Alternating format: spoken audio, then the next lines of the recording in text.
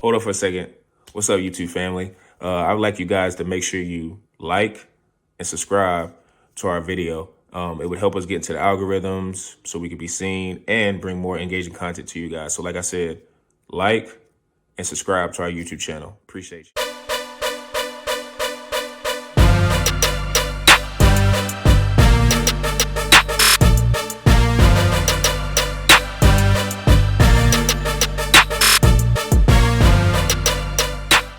Welcome to another edition of the Tyson Talks podcast, episode 3. I probably just butchered that intro because I normally don't say that, but this is episode 3.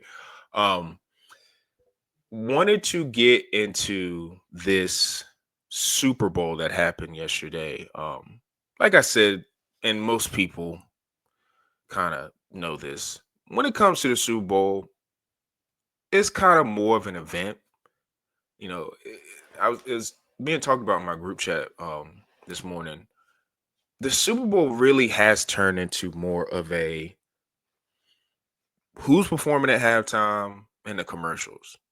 Um, and I don't know if it's just because of the time social media is influencing a lot of this stuff. It just doesn't feel like it's about football. And maybe I'm saying that because the game was bad. Well, I'll check that. The game is bad for Kansas City Chiefs fans or people who just want to see a good game. Philadelphia fans are pretty much hyped up. But my point being, it sometimes doesn't feel enough about the actual game, the coverage of the game, right? So for me, going into the game, I had the Eagles, and full disclaimer: this podcast is going to be more about Jalen Hurts and his ascension. I'm kind of bearing the lead, but it's going to be more about where he stacks in terms of quarterbacks. But just a quick synopsis of the game: I really got to give Sirianni, the Eagles brass, and that team just a lot of credit because I think they put up with a lot of just insane narratives. Like, well, I won't say insane because if you are an avid watcher of football and you love the NFL, you saw some of the antics that Sirianni did, and I think a lot of it gets kind of sometimes brushed over because it's just a guy being passionate. Which I'm not mad at that take. Someone who's passionate about the game that they coach and love, I'm never mad at someone trying to say that's passion. But some would also, on the other side of the coin, be like, he needs to kind of get that in check. And that's oddly why I think him and Hurts are such a great matchup because Hurts is the epitome of hard work. What's the word I'm looking for?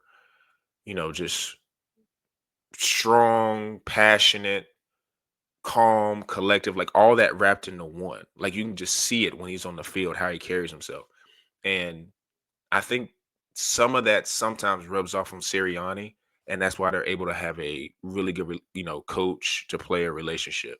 Um, and also Sirianni's, he knows how to hire. I mean, look at Kellen Moore and Vic Fangio. Those are two guys he got as his new coordinators this year, and they did a hell of a job. Kellen Moore got a new job, and hell, if Fangio keep this up, he might get another one too, head coaching job. So, but that's beside the point. Try not to be as distracted. But what I wanted to come on here and talk about before I get to Hurts is, you know, sometimes in NFL, there are people who talk about this game and they want to make it really, really difficult, which I do think there is a space for people who are analytically driven and who are in a mode where they're going to give you every data point and tell you, hey, this is why this team is better. And I'm not saying data doesn't involve it's not involved with what I'm about to lay out here, but sometimes it really is about the Jimmies and the Joes. And again, if you've been watching this game and you've been watching this season, Philadelphia has always had the more talented team. Like, I understand Mahomes is Super Bowl, or not Super Bowl, but I understand he's Superman. And I understand Andy Reid is arguably the second greatest coach of all time, right? Behind Bill Belichick, in my opinion. But if you look up and down the Chiefs roster, man, like they got dudes on defense, don't get me wrong. Like Trent McDuffie, dog. Like Derek Nottie and Chris Jones in the middle, dogs. Linebacking core, who I don't really know the names of, but they be flying around. They be moving. They're dogs. I think they're fine on that side of the ball.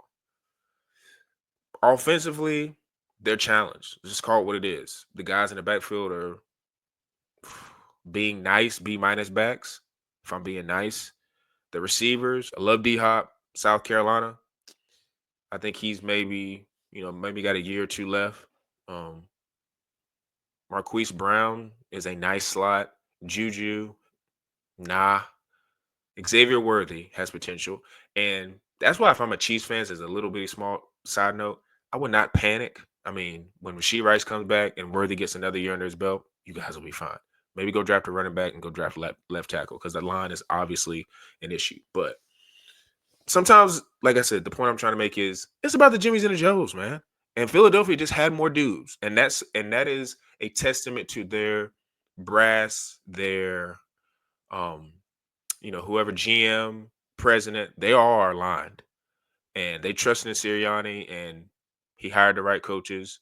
He let them coach, which I love. I love coaches who let their assistants coach because that's what they're there for. Um, it was just all around A+ effort. And I think most people knew that if Philadelphia ever got in a spot where they got everything clicking at once, lights out for a lot of people. So I kind of want to curtail this into more of a conversation about Hurts and who he is as a player. Now, coming out of Alabama and Oklahoma, right? He started off at Alabama. Everybody knows that he got benched for Tua, and then he came in the SEC championship game, made some throws, won him a game, things like that. It was obvious that this dude's a winner, right? He then goes to Oklahoma, and he links up with Lincoln Riley, who, say what you want about Lincoln Riley, his teams have been kind of faltering. They haven't been the greatest since he's been at USC, but the dude knows quarterbacks. And to me, if you ever hit your wagon to Lincoln Riley, or if he picks you, there is a very high chance that you're going to go high in the draft and succeed. And I can go through all the names, but you guys know who they are. So with Hurts, the one thing to me that's always stood out about him, which everyone knows, is his leadership, right?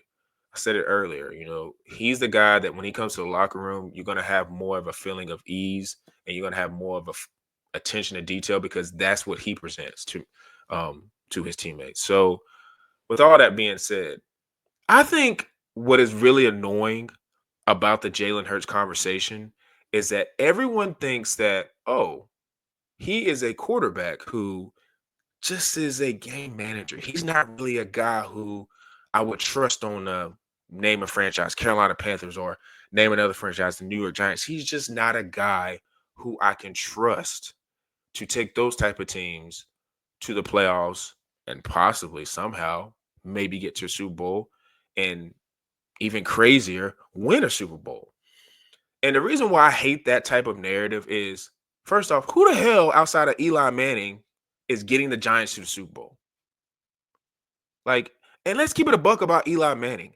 He got him to the Super Bowl, yes, and he made key throws and key plays, yes, but he played with some historic defenses.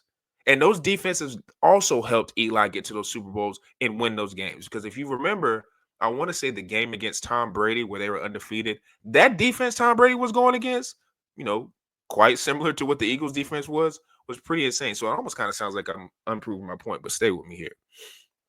The thing I hate about that narrative is I do think his ability as a leader and his play on the field is like the perfect marriage. So, yes, do I think if he was with the Panthers or Jacksonville or Oakland, would he have the same success? Maybe not. But I also do think with that leadership quality, I think sometimes that matters in a locker room. And I think when you present yourself a certain way, and it's not even, you can equate this to jobs. If you come into a new job in a new situation with an attitude and a matter of factness about yourself, there are going to be some people that's just going to brush it off and do whatever.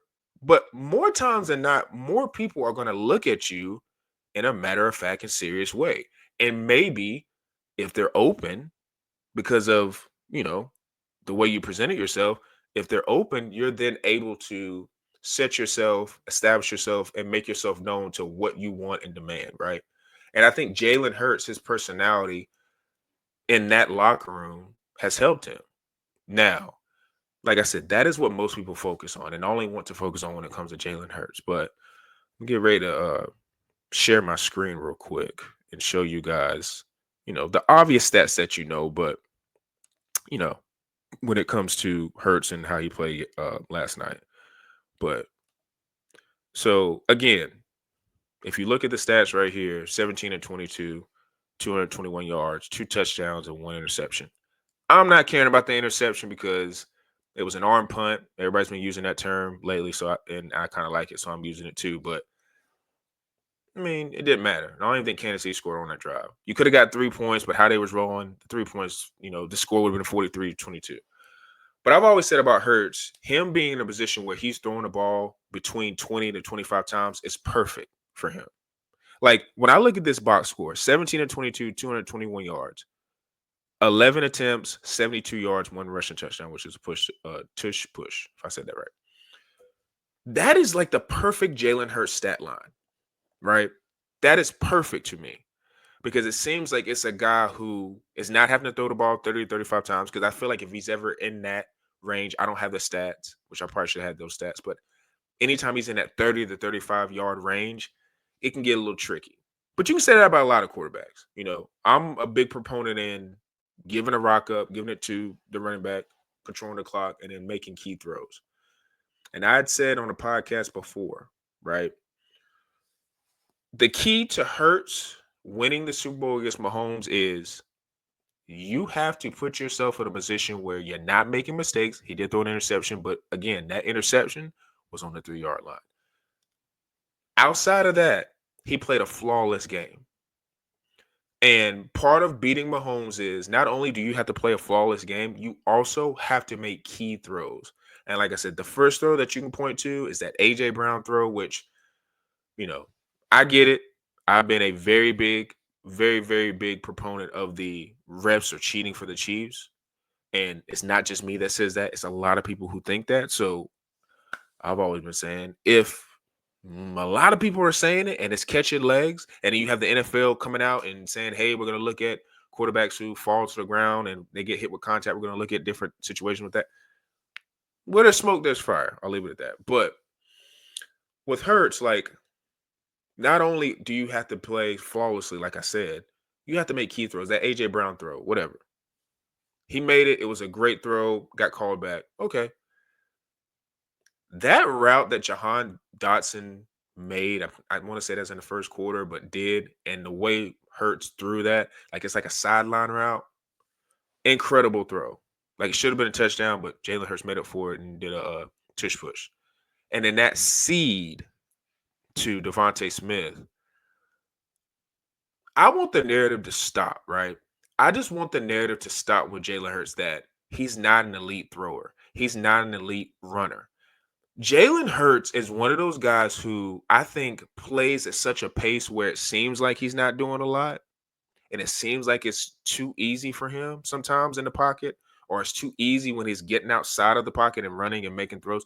I think he makes it look effortlessly that, some people maybe, and like to me, I'm jumbling over all this, but what I'm basically trying to say is because it seems like the throws and his runs are very like, he's gliding and it looks smooth. And if you combine that with the, 20 to 25, passing attempts, and he'll have like 40 or 50 yards, it doesn't look like he's doing too much, but he's a baller. He's a dude. He just is.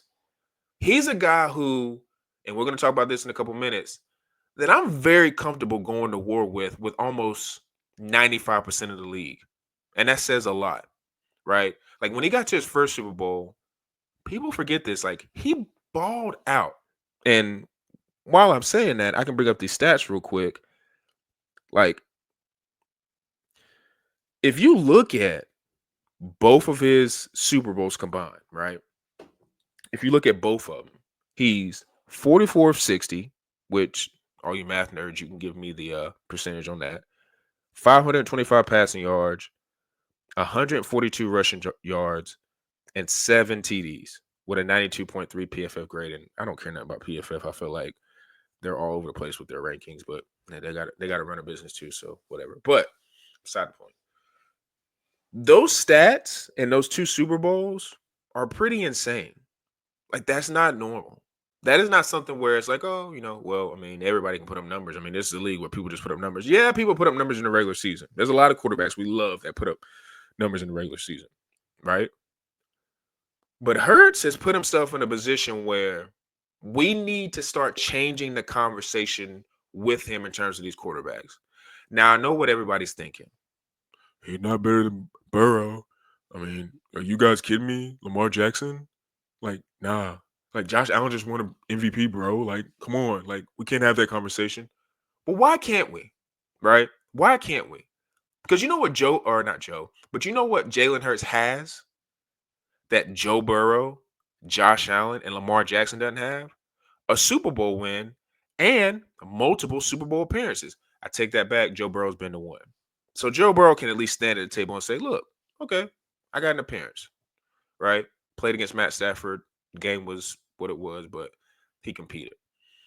But the thing about Hurts is, again, he is, because of his leadership and how he plays, I really do think that, and it's crazy to say this because he's a quarterback. And I don't know if it's just social media has gotten everybody to the point where everybody's so accessible and they just think everybody's supposed to be a idiot and just wild. And, you know, this ain't no shade to Baker Mayfield, but they just feel like quarterbacks should be like that now, right? Because we have access to them. And if they're talking about anything and they have somewhat of a personality, people just think they're supposed to be wild. But I just think we just use the leadership and he's stoic and all that as an excuse to just not really rank him properly. And I got news for you, man. We're gonna have to start putting him in a echelon of quarterbacks where, put it this way, and let's just get into it right now. He's a top 5 guy. And I think he's a top 5 guy because of a few things.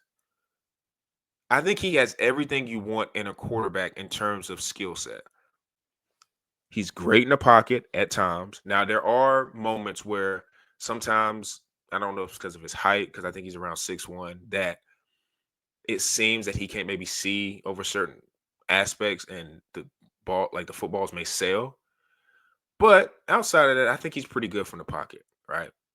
So he's got the pocket presence. Escapability.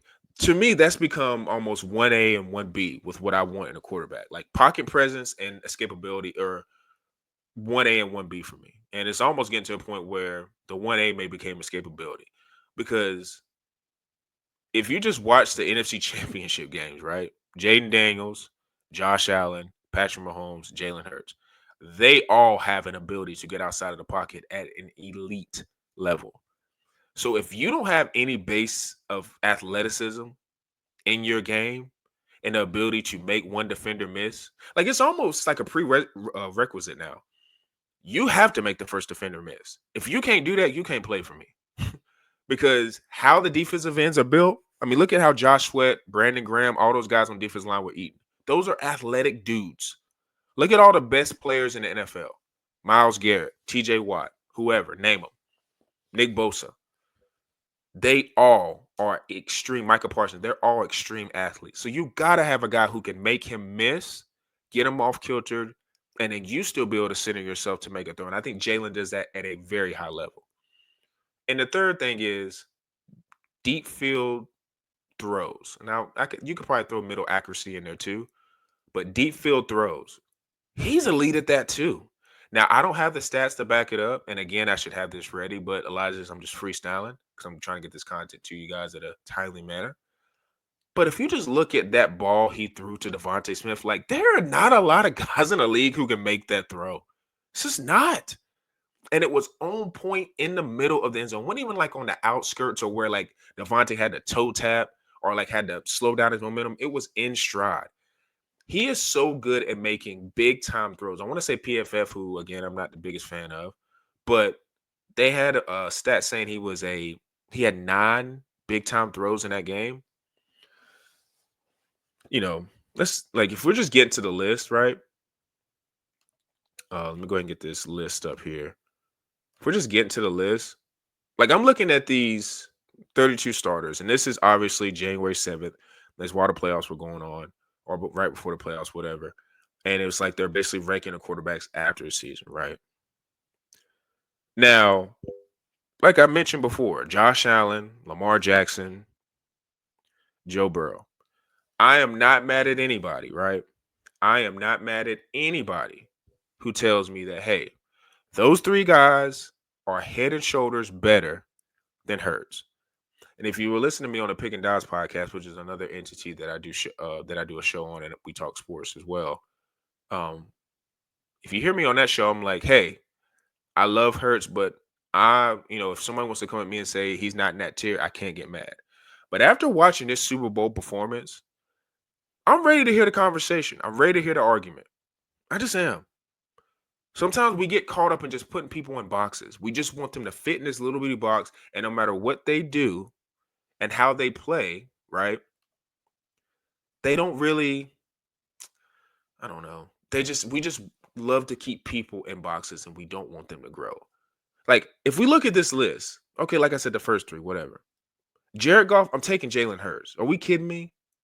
Like, all respect to Jared Goff, but people would say he's the same as Hurts because he has probably, some may argue he's got equal weapons with the running backs and the receivers. I would take Philadelphia's receivers, but I mean, Jared Goff can't make plays off kilter.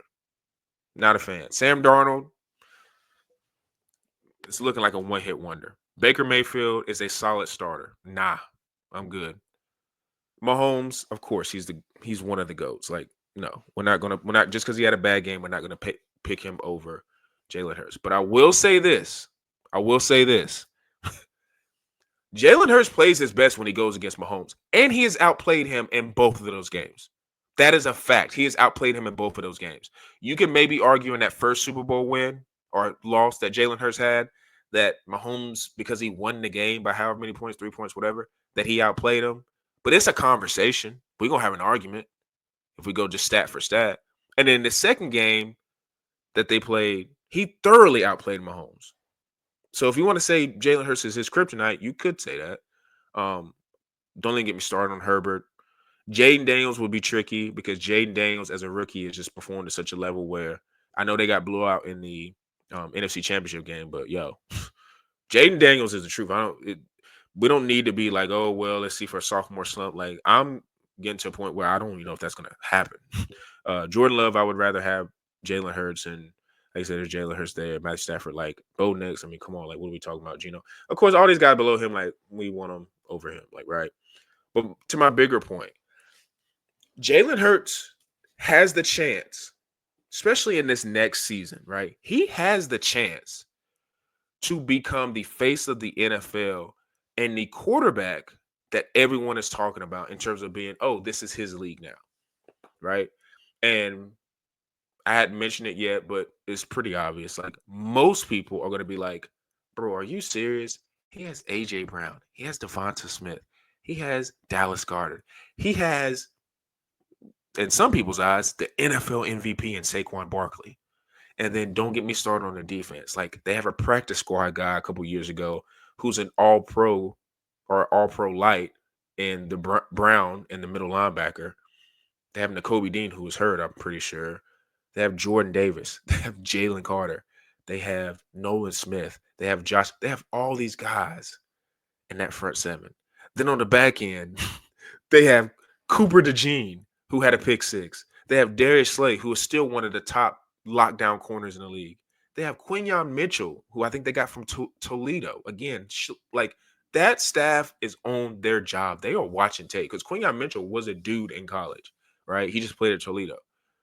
They have other guys like Gardner Johnson gives them valuable minutes. Like, it's just insanely crazy. Like, their kicker, Jake Elliott, is elite. Everything is flawless. Now, I only know the punter's name, but he's probably good too. But people are gonna say he has all these guys, he has all these weapons, right? And my, co-hosts on other podcasts were trying to kind of make the track, trying to make the I would say comparison, but it weren't really a comparison, but they kind of was, using these two guys in Brock Purdy and Jalen Hurts and saying they're kind of in a similar vein. And no, they're not. The only thing similar about them is they play with a lot of great talent.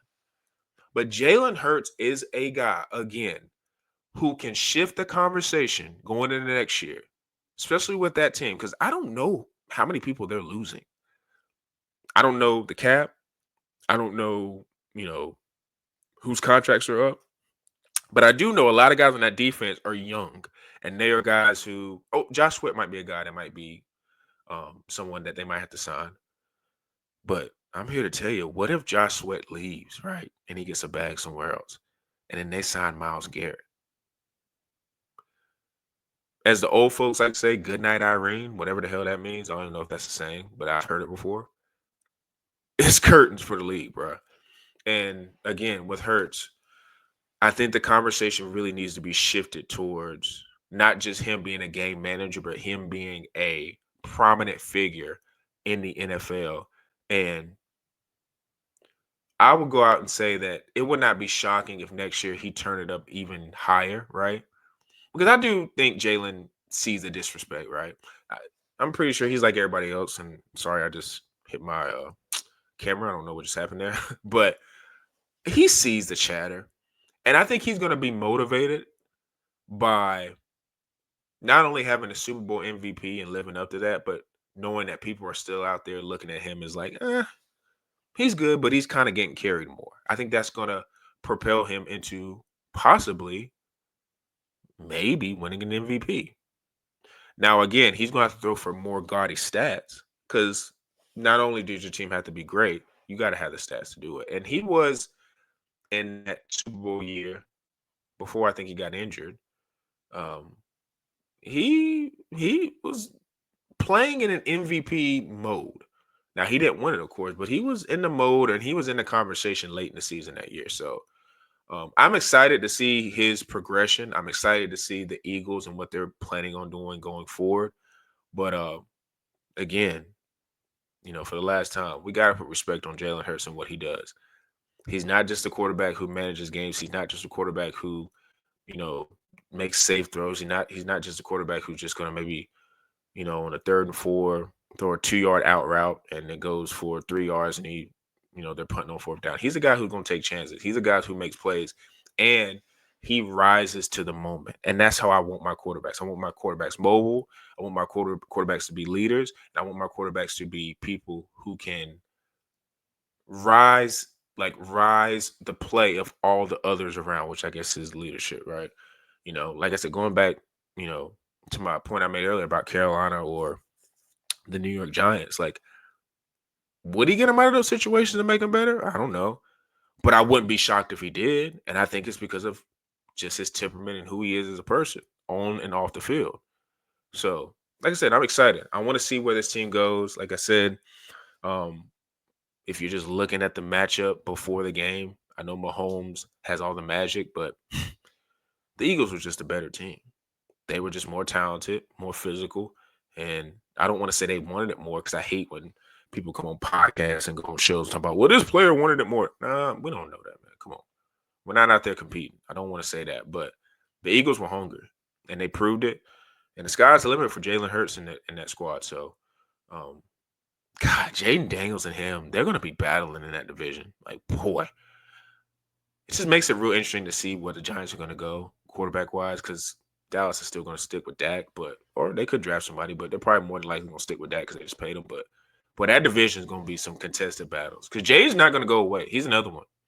Super athlete, throwing a run, strong arm, accurate as hell, and he don't have half the weapons Jalen Hurts has. So they're going to be battling. But like I said, I want to come on here and talk about Jalen Hurts and where I think he ranks. I think he's a top 5 guy. Wouldn't be mad if he want to maybe get in the top 3, top 4, because his stats prove it. So, like I said, with this podcast, man, try to get more comfortable doing things individually in terms of getting you guys more information about, NFL, NBA, college sports, things like that. Um, Going forward is more likely going to be more NBA content. If you guys don't know, LeBron teamed up. De'Aaron Fox is in San Antonio. Just a lot of crazy things happening in the NBA. They kind of stole the thunder in the NFL at the beginning of the week, but the NFL recovered with that. Well, I take that back. I don't know if they recovered. I mean, I think I saw a thing on my phone where it said there was the most record, um, it's most people watching the Super Bowl, like 126 million, something like that. If I look at that right quick, yeah, I think it's 126 million. I mean, I think a lot of that's because of Kendrick Lamar. Shout out to him too. Like I said, all the people saying it was a born halftime show. You're not a fan of Kendrick, you know, and your minds were probably already made up before that. So, yeah, I don't think your opinion matters on that. But beside the point, like I said, back on track. I think I'm gonna get more basketball observations. Like I said, in regard to the Lakers, the people who made trades, things like that. Just want to get more comfortable talking to you guys on this format. I try not to make it as long. Hopefully, this is around 30 minutes. And like I said, if you want to listen to my takes, you can go to YouTube at Quantro Knows, where I post a majority of this content. But I also have an Instagram, Tyson Talks _, where I post a lot of debate like information on the page. Right now, I currently have one that's talking about Lamar and Josh Allen, an MVP scandal, whatever you want to call it.